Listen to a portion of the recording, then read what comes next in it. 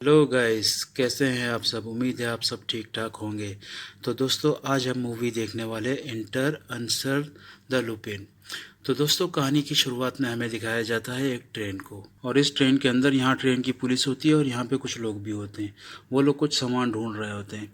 इतने में यहाँ पे एक आदमी आता है जिसका नाम होता है ड्रेसी।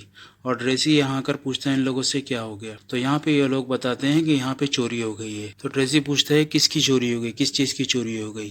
तो वहाँ पे वो लोग बताते हैं कि तुम्हें क्या प्रॉब्लम है। वहाँ पे वो लोग ड्रेसी के साथ अच्छा सलूक नहीं करते, लेकिन ड्रेसी अंदर जाता है और पूछता है किसकी चोरी हुई। वहाँ पे एक लड़की होती है जिसका नाम होता है मिस फॉर्चून। वो उस औरत के पास जाता है और पूछता है कि क्या हुआ। वहाँ पे वो औरत उसे बताती है ड्रेसी को कि यहाँ मेरा पुश्तैनी यानी कि मेरा ख़ानदानी एक लॉकेट था जो कि मेरे लिए बहुत कीमती था। वो एंटीक होता है। वो बोलती है वो चोरी हो गया है। तो वहाँ पे ड्रेसी कहता है कि कोई बात नहीं, मैं देखता हूँ। और ये कहकर ड्रेसी नीचे की तरफ लेटता है और वहाँ उस औरत से, लेडीज से कहता है कि तुम्हारे पास कोई छड़ी है। तो वहाँ पे दूसरा आदमी जो पुलिस होता है, रेलवे पुलिस, वो एक छाता देता है ड्रेसी को। और ड्रेसी वो छाता लेकर बेड के नीचे से कुछ सरकाता है। अब जैसे ही वो बाहर सरकाता है तो ये वही लॉकेट होता है जो उस औरत का होता है, ख़ानदानी होता है, जिसे लेकर वो औरत बहुत खुश हो जाती है। और यहाँ से ये सारे लोग भी चलते बनते हैं। अब यहाँ पे इन दोनों की थोड़ी बहुत बातचीत होती है, यानी कि मिस फॉर्चून की और ड्रेसी की। यहाँ पे उसे थोड़ा सा पटाने की कोशिश भी करता है हमारा ड्रेसी, लेकिन फॉर्चून उससे ज़्यादा कुछ घास नहीं डालती। और वो उससे पूछता है कि तुम कहाँ जा रही हो। तो वो कहती है कि मैं इंग्लैंड जा रही हूँ। तब वो वहाँ से बाहर निकल जाता है डेसी। और यहाँ इसका एक दोस्त भी खड़ा होता है जिसका नाम होता है जर्सी। ये दोनों आपस में बात करते हैं कुछ। और यहाँ पे डेसी कहता है कि प्लान चेंज हो गया है, अब हम इंग्लैंड जाएंगे। उसके बाद का हमें सीन दिखाया जाता है इंग्लैंड का, जहाँ पे एक म्यूजियम होता है जहाँ पे बहुत सारी पुरानी एंटीक चीज़ें रखी होती हैं। और फिर हम देखते हैं कि हमारा ड्रेसी इस म्यूजियम के अंदर ही होता है और वो यहाँ पे कुछ चीज़ ढूंढ रहा होता है। वो यहाँ टॉर्च जला के चीज़ों को देख रहा होता है। इतने में यहाँ पे दो पुलिस वाले भी आ जाते हैं। उसमें से एक पुलिस वाला कहता है कि मैंने अभी भी अंदर लाइट जलते हुए देखा है। तो दूसरा कहता है तुम्हारा दिमाग ख़राब है, इस वक्त म्यूजियम बंद है, यहाँ कौन होगा। इतने में बाहर से एक गाड़ी की लाइट जलती है। तो वो पुलिस वाला कहता है शायद इस गाड़ी की लाइट थी, और वो दोनों यहाँ से चले जाते हैं। फिर हम देखते हैं ड्रेजी को। ड्रेजी एक पिक्चर की तरफ जाता है जो कि बहुत एंटीक होती है और बहुत कीमती होती है, और ड्रेजी उस पिक्चर को चोरी कर लेता है। फिर दूसरे दिन न्यूज़ में आता है कि म्यूजियम में चोरी हो गई। हर तरफ न्यूज़ होता है।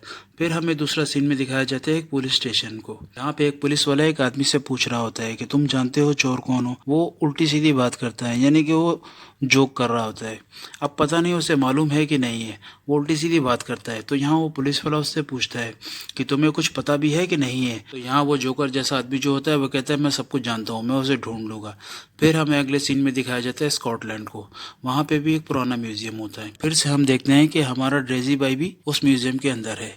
वो यहाँ चीज़ों को चेक कर रहा होता है, और चेक करते हुए उसे एक बहुत पुरानी किताब मिलती है जो कि बहुत कीमती होती है। और फिर हमारा डेजी जो है उस किताब को भी चुरा लेता है। फिर हमें अगले सीन में दोबारा से उस पुलिस स्टेशन को दिखाया जाता है, जहाँ पे पुलिस वाले उसी आदमी से कुछ सवाल जवाब कर रहे होते हैं जो कि जोकर टाइप का आदमी होता है।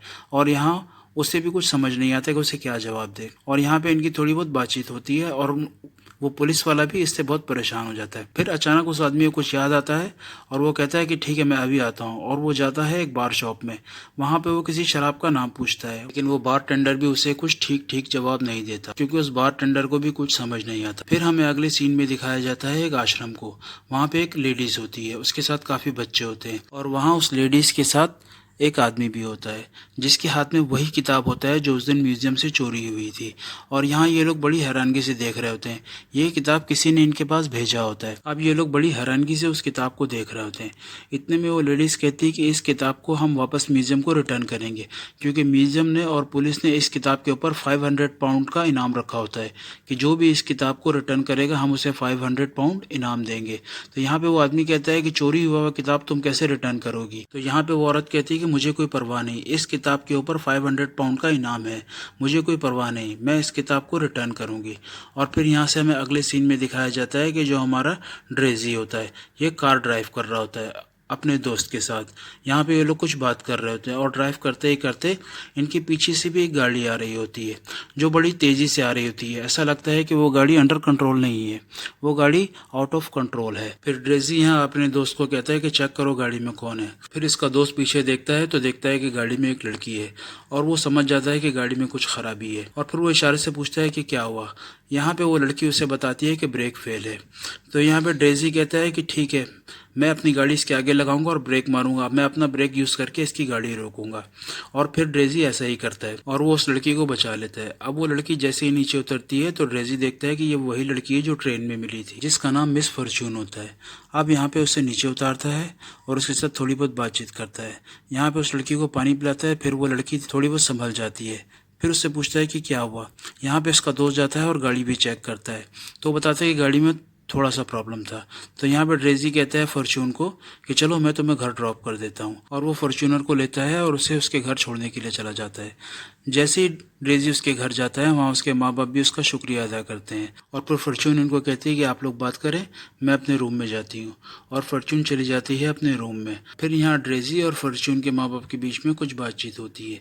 तो यहाँ पे फॉर्च्यून के माँ बाप कहते हैं ड्रेजी को कि फॉर्च्यून के ग्रैंडपा जो थे वो बहुत एंटीक चीज़ों के शौकीन थे, उनके पास बहुत एंटीक चीज़ था। उनका एक एंटीक किताब भी गुम हो गया, चोरी हो गया था। तो यहाँ पर ड्रेजी कहता है कि उस किताब को किसी ने रिटर्न कर दिया। ये सुनकर उसकी माँ बहुत खुश होती है और ड्रेजी को कहती है कि बहुत शुक्रिया, मैं जल्दी से उसे देखना चाहूँगी। और यहाँ से वो लोग निकल जाते हैं। फिर हमें अगले सीन में दिखाया जाता है कि ड्रेजी अपने दोस्त के साथ घर में होता है। ये लोग यहाँ कुछ बातचीत कर रहे होते हैं। यहाँ पे हमें वो पेंटिंग भी नज़र आती है जो मूवी की शुरू में ड्रेजी ने चुराया था म्यूजियम से। वो उस तस्वीर को कुछ चेंज कर रहा होता है, यानी उसकी जगह नकली तस्वीर लगा रहा होता है। यहाँ पे ड्रेजी का दोस्त ड्रेजी को कहता है कि तुमने तस्वीर वॉल के ऊपर ऐसे लगाई है जैसे कि ये तस्वीर हमने खुद खरीदी हो, ये चोरी की तस्वीर है, इसे छुपाओ, अगर कहीं पुलिस को पता चल गया तो पुलिस हमें छोड़ेगी नहीं।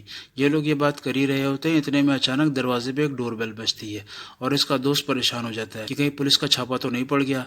उसके बाद हालत ख़राब हो जाती है। तो ड्रेजी उसे कहता है जाओ दरवाज़ा खोलो, और जैसे ही वो जाकर दरवाज़ा खोलता है, यहाँ पे फॉर्च्यून की मेड होती है। वो उसे एक नोट देती है और चली जाती है। उस नोट में फॉर्च्यून ने लिखा होता है ड्रेजी के लिए कि वो उसे कल फिशिंग के लिए अपने साथ लेके जाना चाहती है। फिर हम देखते हैं कि यहाँ पे ड्रेजी और फॉर्च्यून दोनों फिशिंग कर रहे होते हैं, लेकिन यहाँ पे फॉर्च्यून को इतना फिशिंग कुछ समझ नहीं आ रहा होता। तो यहाँ पे ड्रेजी आके उसे फिशिंग सिखाता है और वो फॉर्च्यून के साथ थोड़ा बहुत फ्लर्ट भी करता है। वो यहाँ उससे मीठी मीठी बात करता है। यहाँ पे फॉर्च्यून भी ड्रेजी की बात में आ जाती है। फिर ये दोनों जाते हैं खाना खाने के लिए। अब जैसे ही फॉर्च्यून खाने का बॉक्स खोलने वाली होती है तो यहाँ पे ड्रेजी उसे मना करता है। वो कहता है कि बॉक्स नहीं खोलो, क्योंकि उसे कुछ वहाँ पे ख़तरा नज़र आता है। और फिर ड्रेजी वहीं पे एक झाड़ी से लकड़ी तोड़ता है और तोड़ने के बाद उस बॉक्स को खोलता है। अब जैसे ही वो उस बॉक्स को खोलता है तो उसके अंदर एक सांप होता है और वो सांप निकल के भाग जाता है। ड्रेजी उसे मारने की कोशिश करता है लेकिन वो भाग जाता है। यहाँ पे फॉर्च्यून भी बहुत घबराई हुई होती है। फिर हमें अगले सीन में दिखाया जाता है कि ड्रेजी सांप की बुक पढ़ रहा होता है, वो उसके ऊपर रिसर्च कर रहा होता है। वहाँ पे उसका दोस्त भी आता है ड्रेजी का, और ड्रेजी अपने दोस्त को कहता है कि ये सांप कोई मामूली सांप नहीं, मुझे लगता है कि उसकी जान खतरे में है, यानी कि फॉर्च्यून को कोई मारना चाहता है, क्योंकि ये सांप इतनी आसानी से यहाँ नहीं मिलता। इतने में यहाँ पे वो पुलिस वाला भी आ जाता है। वो पुलिस वाला जो पागल शराब के पीछे घूम रहा होता है, वो शराब ढूंढते ढूंढते यहाँ पे ड्रेजी के घर में पहुँच जाता है, क्योंकि ड्रेजी के पास ही वो शराब होता है।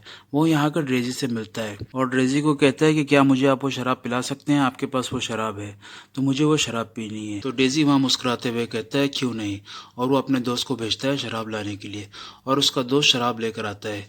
इतने में ड्रेजी की नज़र पड़ती है दीवार के ऊपर। उस दीवार के ऊपर वही पिक्चर लगी हुई होती है जो सबसे पहले मूवी की शुरू में ड्रेजी ने चुराया होता है। ये एक एंटीक पिक्चर होती है। वो वहाँ अपने दोस्त को इशारा करता है कि उस पिक्चर को छुपाओ, और ये यहाँ पे उस पुलिस वाले को यानी कि कमेलिया को बातों में लगा कर रखता है। और वहाँ उसका दोस्त उस पिक्चर को निकालने की कोशिश कर रहा होता है, लेकिन वो कामयाब नहीं पाता, वो पिक्चर नहीं निकलती है। और यहाँ कमेलिया भी इधर उधर नज़र घुमा रहा होता है, यानी कि वो पुलिस वाला इधर उधर नज़र घुमा रहा होता है। और जैसे ही उसकी नज़र उस फोटो के पास जाने वाली होती है, इतने में उसका दोस्त जो है उस फोटो की रस्सी तोड़ देता है और उसको नीचे रख देता है। यहाँ पे इनकी वाइन भी ख़त्म हो चुकी है। अब ये यहाँ उससे जाने के लिए कहते हैं, तो ड्रेजी अपने दोस्त को कहता है कि ये वाइन की गिलास इनसे ले लो। अब इनका दोस्त जो होता है उसको कुछ समझ नहीं आता, गलती से वो ट्रे की जगह उस फोटो को ही उठा कर ले आता है। अब जैसे ही ड्रेजी का दोस्त उस फोटो को आगे करता है गिलास लेने के लिए, तो उस पुलिस वाले की नजर पड़ती है उस फोटो के ऊपर, और वो पुलिस वाला वो फोटो देखकर चौंक जाता है और वो समझ जाता है कि ये लोग चोर हैं। अब वो इनको कहता है कि मैं तुम्हें अरेस्ट करता हूँ। तो यहाँ पे ड्रेजी का दोस्त जो होता है वो एक गुलदस्ता उठाता है इसके सर पे मारने के लिए, लेकिन ड्रेजी उसे इशारा करता है कि नहीं, इसकी जरूरत नहीं है, तुम इसका कोट ला कर दो। अब जैसे वो गुलदस्ता रखता है तो उस पुलिस वाले की नज़र पड़ती है उस गुलदस्ते के ऊपर, वो भी एंटीक होता है। यानी कि ड्रेसी के घर में जितना भी सामान है वो सब एंटीक है। अब वो इन्हें कहता है कि चलो गाड़ी में बैठो। वो इसे गाड़ी में बैठाकर ड्राइव कर रहा होता है, लेकिन हमारा ड्रेसी भी बड़ा होशियार होता है। वो किसी भी बहाने से इसको यहाँ पे गाड़ी में फंसा देता है और उसी की हथकड़ी से इसके स्टीयरिंग में बांध देता है। और यहाँ पीछे से ड्रेसी का दोस्त भी आ जाता है दूसरी गाड़ी लेकर। यहाँ पे ड्रेसी अपने दोस्त को कहता है कि इस गाड़ी से पेट्रोल और गाड़ी के टायर से हवा निकाल लो, और वो लोग ये करके यहाँ से चले जाते हैं। अब वो पुलिस वाला यहाँ जंगल में फंस चुका है और यहाँ से ड्रेसी और उसका दोस्त दूसरी गाड़ी में बैठकर निकल जाते हैं। तो यहाँ पे उसका दोस्त पूछता है ड्रेसी से कि अब क्या करना है, अब हमें यहाँ से भाग जाना चाहिए। तो ड्रेसी अपने दोस्त को कहता है कि नहीं। ड्रेसी कहता है अपने दोस्त को कि मैं जाऊँगा और वो लॉकेट चोरी करूँगा, क्योंकि वो बेस्ट कीमती लॉकेट होता है, वो एंटीक होता है। और फिर हमें दूसरे सीन में दिखाया जाता है कि यहाँ वो पुलिस वाला गाड़ी के हॉर्न को जोर जोर से बजा रहा होता है। वहीं से एक गाड़ी वाला भी गुजरता है जिन्हें इसकी हॉर्न की आवाज़ आ जाती है और वो आकर इस पुलिस वाले को बचाते हैं, यानी कि उसका हथकड़ी खोलकर उसे निकाल देते हैं। फिर हमें अगले सीन में दिखाया जाता है कि ड्रेसी जाता है फॉर्चून के घर में और वो चोरी कर रहा होता है। उसे वो लॉकेट मिल भी जाता है, लेकिन इतने में यहाँ पे फॉर्चून की भी आंख खुल जाती है और वो नीचे आती है, लाइट जलाती है। फिर ड्रेसी जो है वो इधर उधर छुपता है, वो इधर छुपता है उधर छुपता है, हर जगह छुपता है, लेकिन फॉर्चून उसे फिर भी पकड़ लेती है। लेकिन यहाँ फॉर्चून समझती है कि ड्रेसी यहाँ पे उसके लिए आया होता है। उसे नहीं पता कि ड्रेसी यहाँ पे वो लॉकेट चोरी करने के लिए आया है। लेकिन फॉर्चून को फिर भी उसके ऊपर थोड़ा थोड़ा शक होता है। वो ड्रेसी से पूछती है कि तुम यहाँ पे अंदर कैसे आए। तो ड्रेसी उसे बहाना बनाता है कि मैं यहाँ पे तुम्हारे लिए आया हूँ। तो वो पूछती है कि तुम आखिर अंदर कैसे आए। तो ड्रेसी उसे कहता है कि तुम्हारे दरवाजे की लॉक बहुत हल्की है, बड़ी आसानी से कोई भी अंदर आ सकता है। वो यहाँ पे मीठी मीठी बातें करता है फॉर्चून के साथ और फॉर्चून भी उसकी बातों में आ जाती है। फॉर्चून समझती है कि ड्रेसी उसके लिए ही आया है और वो उसके गले लगती है। अब जैसे ही वो उसके गले लगती है तो उसके हाथ में एक रुमाल लगता है जो उसकी जेब में होता है। जैसे उस रुमाल को बाहर निकालती है तो उसके अंदर से वो लॉकेट भी गिरता है। लॉकेट गिरते ही फॉर्चून को सारा कुछ सब कुछ पता चल जाता है। वो उसे बहुत बुरा भला कहती है। वो कहती है कि मुझे पता था कि तुम चोर हो। तो यहाँ पे ड्रेसी कहता है फॉर्चून को कि असल में बात ये नहीं है, असल में तुम्हें कोई मारना चाहता है। कंफर्म मुझे पता है कि तुम्हें कोई मारना चाहता है, तुम मेरा यकीन करो। तो यहाँ पे फॉर्चून उसकी बात मानती नहीं। वो कहती है कि नहीं, तुम पक्के चोर हो, और वो लॉकेट अपने हाथ में रखती है। इतने में यहाँ पे वो पुलिस वाला भी पहुँच जाता है यहाँ पे दूसरे पुलिस वाले को लेकर, और यहाँ पर आकर ड्रेसी को पकड़ लेता है। तो यहाँ पर ड्रेसी कहता है कि मैं चोरी करने के लिए नहीं आया, मैं यहाँ पे इनसे मिलने के लिए आया हूँ। यहाँ पे फॉर्चूनर के माँ बाप भी आ जाते हैं, लेकिन ये इसके अपनी माँ बाप नहीं होते, ये जस्ट इनके गार्डियन बने हुए होते हैं। तो यहाँ पे वो पुलिस वाला पूछता है कि बताओ क्या यहाँ से क्या चोरी हुआ, लेकिन यहाँ पे इनको कुछ नहीं मिलता। और यहाँ पे फॉर्चून भी ड्रेसी का साथ देती है। वो कहती है कि नहीं, यहाँ पे कुछ भी चोरी नहीं हुआ। यहाँ पुलिस वाले काफ़ी कुछ चेक वगैरह करते हैं, लेकिन उन्हें कुछ भी नहीं मिलता। तो यहाँ पे वो पुलिस वाला जो होता है, क्योंकि असल में ये पुलिस वाला जो है ये यहाँ का नहीं होता, ये बाहर से आया हुआ होता है, इसीलिए यहाँ पे इसे लोकल पुलिस की मदद चाहिए होती है। अब ये पुलिस वाला जिसका नाम कमेलिया है वो यहाँ की लोकल पुलिस को कहता है कि तुम इसे गिरफ्तार क्यों नहीं करते। तो यहाँ की लोकल पुलिस कहती है कि नहीं, हमारे पास इनके खिलाफ वारंट नहीं है, इसीलिए हम इसे गिरफ्तार भी नहीं कर सकते और हम इनका घर भी चेक नहीं करते। क्योंकि कमेलिया ने कहा था कि तुम इसके घर पे जाके चेक करो उन पुलिस वालों को, इनके घर पे बहुत सारा सामान मिलेगा, यानी कि ड्रेसी के घर पे बहुत सारा एंटीक माल है। तो पुलिस वाले कहते हैं नहीं, हम नहीं जा सकते। तो यहाँ पर ड्रेसी कहता है कि कोई बात नहीं, अगर आपके पास वारंट नहीं है मैं फिर भी अपने साथ ले चलता हूँ आपको। और यहाँ पे वो पुलिस वाला जाते हैं, सारे पुलिस वाले जाते हैं ड्रेसी के घर पे, लेकिन उन्हें वहाँ कुछ भी असली नहीं मिलता, सब कुछ नकली वहाँ पे रखा हुआ होता है।